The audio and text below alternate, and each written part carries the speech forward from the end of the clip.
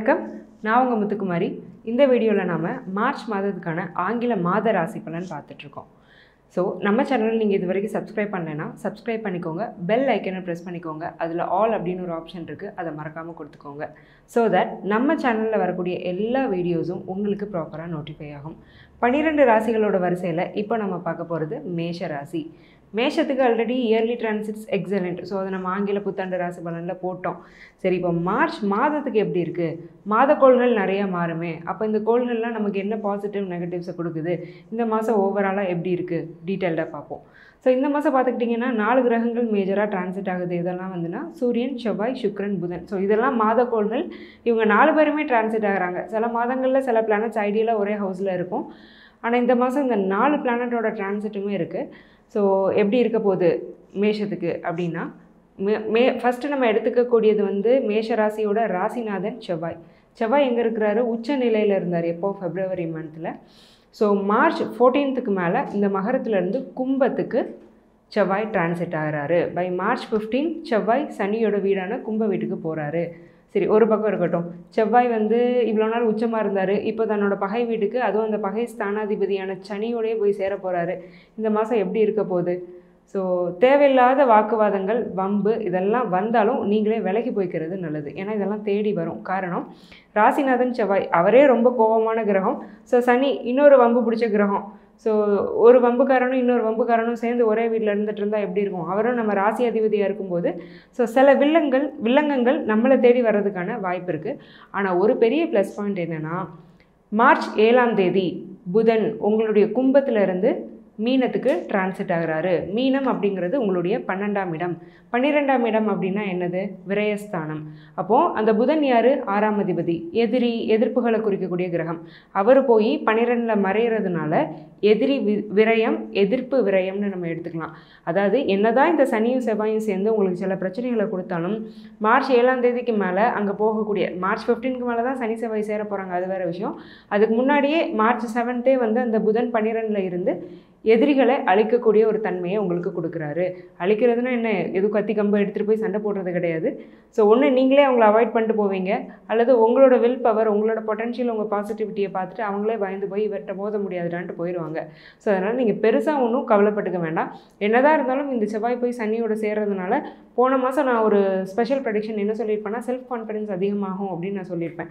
இந்த மாதம் அது ஒரு கொஞ்சம் ஆட்டி பார்க்கக்கூடிய ஒரு நிலைமை. என்னதான் இருந்தாலும் அவர் ராசிநாதன் இல்லையா, அவரே போய் ஒரு பாவ கிரகத்திட்ட சேரும்போது நமக்கே கொஞ்சம் ஒரு டவுனாக ஃபீல் பண்ணுறது, ஒரு இன்செக்யூரிட்டி இருக்கிறது, நம்மளால் முடியுமா அப்படிங்கிற ஒரு செல்ஃப் டவுட்ஸ் எல்லாம் வர்றது வந்து கண்டிப்பாக இருக்கும். அதே மாதிரி வரக்கூடிய அந்த எதிர்ப்புகளை நினச்சி பெருசாக பயப்படாதீங்க. புதன் 6ஆம் அதிபதியாக இருந்து 12ல் ராகுவோடு சேர்ந்து சூன்யமாகிறாரு. சூரியன் எப்படி வந்து அஸ்தங்கப்படுத்துவாரோ, ராகு கேதுலாம் சூன்யமாக்கிடும் இன்னொரு கிரகத்தை, அதாவது காம்பன்சேட் பண்ணிடும். ராகு வந்து ஒரு விதத்தில் அது வேலை செய்யும், கேது இன்னொரு விதத்தில் வேலை செய்யும். பட் ராகுவோட புதன் சேர்றது வந்து புதன் கெட்டு தான் போகிறாரு. அந்த புதன் யாருன்னா கெட்ட ஸ்தானத்துக்கு அதிபதி. அப்போ இந்த எதிர்ப்புகளை பற்றி நீங்கள் பயப்பட தேவையில்லை. இருந்தாலும் நீங்கள் பயப்பட தேவையில்லை. ஸோ இதுதான் இந்த மாதத்தில் நீங்கள் முழுக்க ஞாபகம் வச்சுக்கக்கூடிய ஒரு விஷயம். எதுக்கும் பயப்படாதீங்க. செல்ஃப் டவுட் அப்படிங்கிறது முக்கியமாக வேண்டாம். மித்தபடி இந்த மாதம் ரொம்ப நல்லா தான் இருக்க போது. நம்ம இப்போ ஒவ்வொரு செக்டாருக்காக பார்த்துருவோம் எப்படி இருக்கும் அப்படின்னு. சரி, ஃபஸ்ட்டு தொழில் எப்படி இருக்கும்? ஸோ 6ஆம் அதிபதி எங்கே இருக்கிறாரு? புதன் 12ல் போயிருக்கிறாரு. ஸோ அப்போ புதன் சூன்யம் ஆயிட்டாருன்னு சொன்னீங்களே, அப்போ எங்களுக்கு தொழில் அப்போ பாதிக்கப்படுமானா அது கிடையாதுங்க. என்ன ரீசன் அப்படின்னா, ராகு அப்படிங்கிறவர் வந்து எதையுமே மல்டிபிளாக கொடுக்கக்கூடிய ஒரு கிரகம்.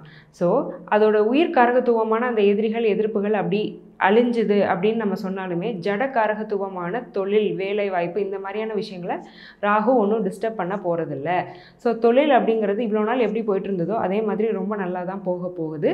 பட் இன்வெஸ்ட்மெண்ட்ஸ் வேண்டாம். ஏன்னா 12 என்ன தான் இருந்தாலுமே இன்வெஸ்ட்மெண்ட்ஸை குறிக்கக்கூடிய இன்னொரு ஸ்தானம். ஸோ அங்கே ஒரு பாவ கிரகமான ராகு ஏற்கனவே இருக்கிறாரு. நம்ம இயர்லி ப்ரெடிக்ஷன்ஸ்லேயே சொல்லியிருக்கோம், பெரிய இன்வெஸ்ட்மெண்ட்ஸ்லாம் இந்த வருஷத்தில் வந்து தவிர்த்துக்கோங்கன்னு. அதே தான் இந்த மாதத்துக்கும். தொழில் நல்லா இருக்க போகுது. தொழிலில் எந்த டிஸ்டர்பன்ஸும் வர போகிறதில்லை. எப்படி இருக்கோ நீங்கள் அப்படியே கொண்டு போக போகிறீங்க. ஸோ ஜனவரி ஃபெப்ரவரியிலலாம் எப்படி இருந்ததோ, ஃபெப்ரவரியில் ரொம்ப எக்ஸலண்ட்டாக இருக்குதுன்னு நம்ம சொல்லியிருந்தோம். ஸோ அதே மாதிரி இந்த மார்ச்சில் வந்து எப்படின்னா, அந்த எக்ஸலன்ஸை அப்படியே மெயின்டைன் பண்ணிக்கோங்க. That is good for you. அப்படி மெயின்டைன் பண்ணுறதுக்கான ஒரு பிராப்தம் அப்படிங்கிறதும் உங்களுக்கு கிடைக்கும். ஏன்னா 2023ல் நிறைய அப்ஸ் அண்ட் டவுன்ஸை வந்து நீங்கள் தொழிலில் சந்திச்சிங்க.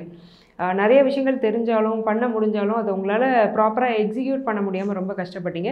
கேது 6ல் இருக்கிறது இன்னொரு பெரிய ப்ளஸ் பாயிண்ட் இல்லையா? ஸோ இந்த ராகு கேது பிடியில் 6ஆம் இடம்ங்கிறது முழுசாக வருது எந்த மாதம்? மார்ச் மாதம். ஸோ டெஃபினட்டாக இந்த தொழில் அப்படிங்கிறது நல்லா தான் இருக்க போகுது. இருக்கிறத அப்படியே நேர்த்தியாக நல்லபடியாக கொண்டு போங்க. அதுவே உங்களுக்கு நல்ல ப்ராஃபிட்டை கண்டிப்பாக கொடுக்கும். ஏன்னா ஆல்ரெடி 11ல் சனி இருக்கிறாரு, கூட சூரியன் இருக்கிறத நினச்சி நீங்கள் பெருசாக ஒன்றும் ஒரி பண்ணிக்க வேண்டாம். சூரியன் என்ன தான் இருந்தாலும் உங்களோட பஞ்சமாதிபதி தான். சூரியனுக்கும் சனிக்கும் ஆகாது, அங்கே சூரியன் டிஸ்டர்ப் ஆகுறாரு. பட் அந்த சூரியன் எந்த ஸ்தானாதிபதிங்கிறது ஒரு ஆடட் அட்வான்டேஜ் தான். என்ன தான் இருந்தாலும் பஞ்சமாதிபதி. அவர் கெட்டு போனாலுமே உங்களை வந்து எந்த விதத்துலையும் அவர் கெடுக்க மாட்டார். உங்கள் லாபம் குறையுமே தவிர நீங்கள் நஷ்டமாக போகிறதில்ல. ஸோ அப்படிங்கும் பட்சத்தில் உங்களுடைய தொழில் நல்லா தான் இருக்க போகுது. சரிங்க, நாங்கள் தொழிலெலாம் இல்லை, நாங்கள் வந்து ஒரு வேலையில் இருக்கோம், எங்களுக்கு வந்து எப்படி இருக்க போகுது?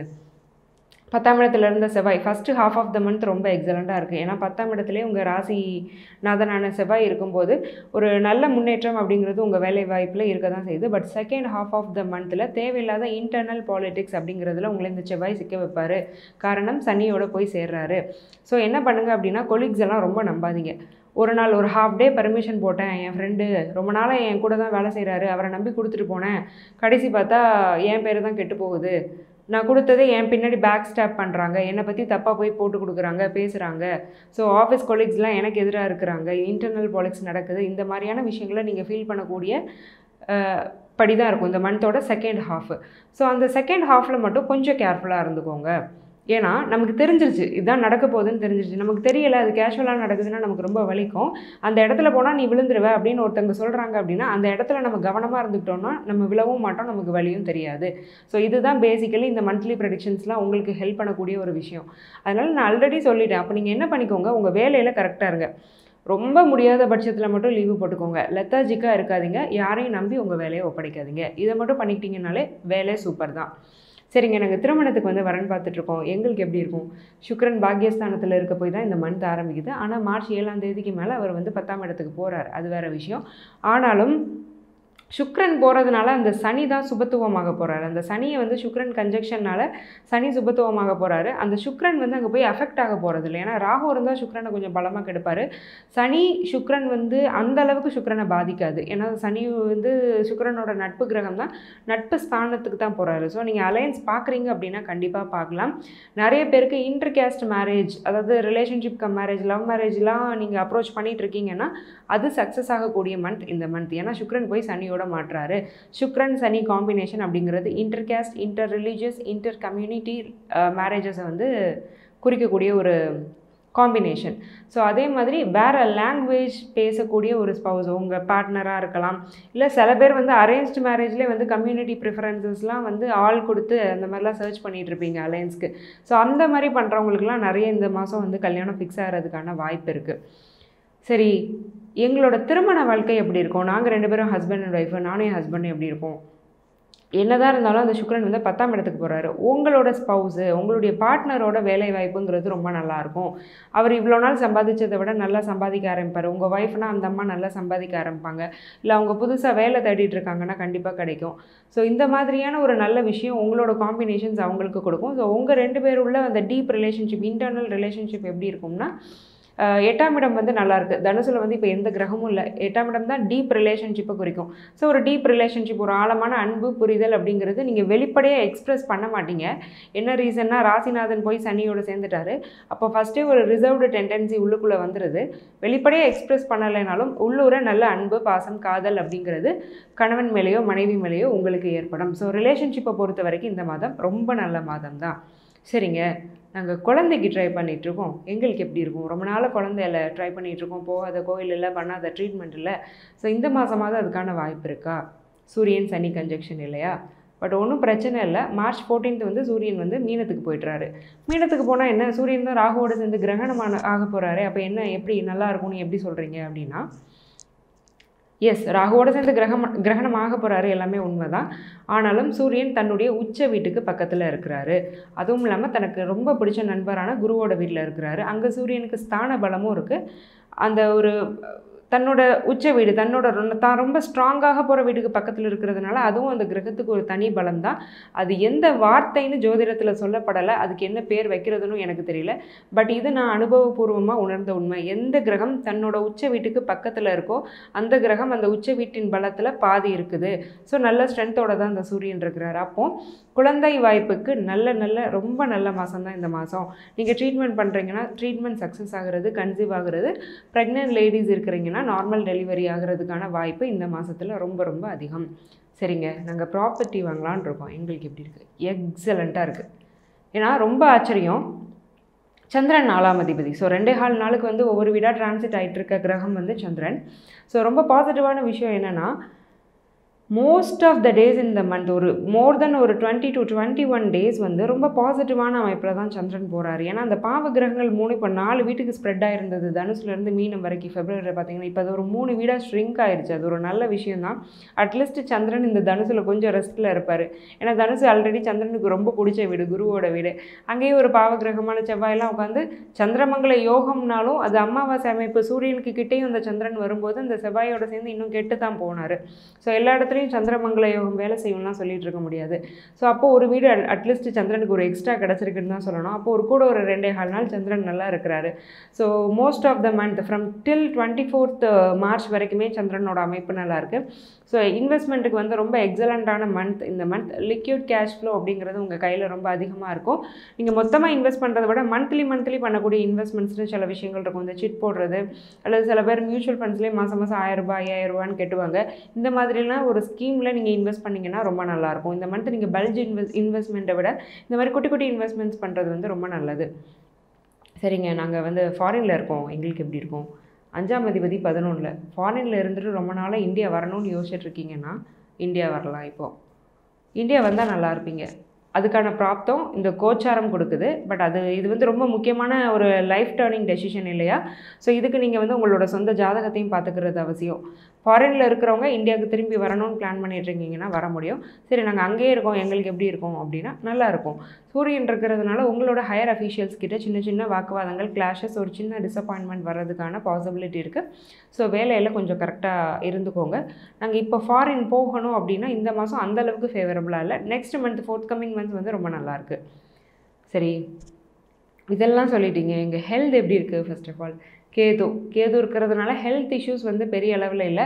ஆனால் அந்த 6ஆம் அதிபதியான புதன் போய் ராகு கூட சேர்றதுனால ஸ்கின் இஷ்யூஸ் வர்றதுக்கான வாய்ப்பு இருக்குது. ஸ்கின் அலர்ஜிஸ், ரேஷஸ், ஸ்கின்ல அங்கங்கே இச்சிங் வர்றது, ஸ்கின் ரொம்ப ட்ரை ஆகிறது, அந்த ஸ்கின்ல உள்ள ஒரு மாய்ஸ்சர் கண்டென்ட் வந்து குறையிறதுக்கான வாய்ப்பெல்லாம் இருக்குது. ஸோ ஸ்கின் கேர் பேசிக்கலி நல்லா பண்ணிக்கோங்க. ஹைட்ரேட்டடாக இருங்க. ஹைட்ரேட்டடாக இருந்தாலே ஸ்கின் ப்ராப்ளம்ஸ் பெருசாக வராது. ஸ்கின் சம்மந்தப்பட்ட இஷ்யூஸ் தான் வரும். பெருசாக மேஜராக வேறு எந்த ப்ராப்ளமும் வர்றதில்லை. ஸோ இருக்கிற ஏதாவது ஒரு ப்ராப்ளம் இருக்குது, அதுக்கு நான் ஆல்ரெடி மருந்து எடுத்துகிட்ருக்கேன், டேப்லெட் சாப்பிட்டுட்ருக்கேன், ட்ரீட்மெண்ட்டில் இருக்கேன்னா அந்த மருந்து மாத்திரைகளை ஸ்கிப் பண்ணாமல் போடுங்க. என்ன ரீசன்னா 6ஆம் அதிபதி சூன்யமாகும்போது ட்ரீட்மெண்ட் லேக்கிங்னு சொல்லுவாங்க. அதாவது நீங்கள் ஒரு மருத்துவர்கிட்ட போய் ஒரு மருத்துவ பரிசோதனையோ இல்லை ஏதோ ஒன்று செய்ய சொல்கிறாங்க. ஒரு டேப்லெட் எடுங்க, இன்னும் ஒரு 2 மாதத்துக்கு நீங்கள் எடுக்கணும்னா இந்த ராகுவும் புதனும் சேர்ந்து அந்த 12ல் இருக்கிறது என்ன செய்யும்னா டேப்லெட் போடவே மறந்துடுவீங்க. வேலைப்பளுவில் டேப்லெட் போடவே மறந்துடுறது என்ன செய்யும்? இப்போ உடம்பு கொஞ்சம் சௌகரியமாக இருக்குல்ல, டேப்லெட்டை ஸ்டாப் பண்ணிட்டா என்னென்னு ஸ்டாப் பண்ணுவீங்க. ஆனால் அது பின்னாடி திரும்ப அந்த பிரச்சனையை ட்ரிகர் பண்ணிவிடும். தயவு செஞ்சு வேண்டாம். டாக்டர் 10 நாளைக்கு டேப்லெட் கொடுக்குறாருன்னா 2 நாளில் நோய் சரியானாலும் 10 நாளும் அந்த டேப்லெட்டை நீங்கள் தொடர்ந்து போடுறது தான் மருத்துவ ரீதியாகவுமே நல்லது. இந்த காம்பினேஷன்ஸும் அதை தான் உங்களுக்கு கிளியராக இண்டிகேட் பண்ணுது. ஸோ மித்தபடி மேஷம் வந்து ரொம்ப நல்லா இருக்குது. ஸோ நம்ம நிறைய டூஸ் கொஞ்சம் டோன்ட்ஸ் சொல்லியிருக்கோம். ஸோ இந்த ரெண்டையுமே நீங்கள் கரெக்டாக ஃபாலோ பண்ணுவீங்கன்னு நான் நம்புகிறேன். இவ்வளோ நேரம் நம்ம பார்த்துட்டு இருந்தது வெறும் கோச்சார பலன் தான். ஸோ இது வந்து ஒரு பொது பலன். இது அப்படியே உங்களுக்கு எக்ஸாக்டாக அப்ளிகபிள் ஆகணும்னு அவசியம் கிடையாது. உங்கள் சுய ஜாதகம் தான் நீங்கள் யாருங்கிறத பேசும். ஸோ உங்களோட பர்சனல் ஹாரோஸ்கோப் கன்சல்டேஷன் வேணும் அப்படின்னா கீழே இருக்கிற என்னுடைய நம்பருக்கு கால் பண்ணி என்னுடைய அப்பாயின்மெண்ட் புக் பண்ணிக்கோங்க. நான் உங்களுக்கு ரொம்ப சிம்பிளான லைஃப் ஸ்டைல் ரெமெடிஸ், வாழ்வியல் பரிகாரங்கள் சஜஸ்ட் பண்ணுவேன். அது நோ காஸ்ட் ரெமெடிஸும் கூட. நீங்கள் ஒரு பைசா அதுக்காக செலவழிக்க தேவை கிடையாது. ஸோ அதனால் பெனிஃபிட் ஆனவங்க நிறைய பேர். அதே பெனிஃபிட்டை நீங்களும் அடையணும்னு நான் மனசார வேண்டிக்கிறேன். ஆல் த வெரி பெஸ்ட் மேஷம். நன்றி, வணக்கம்.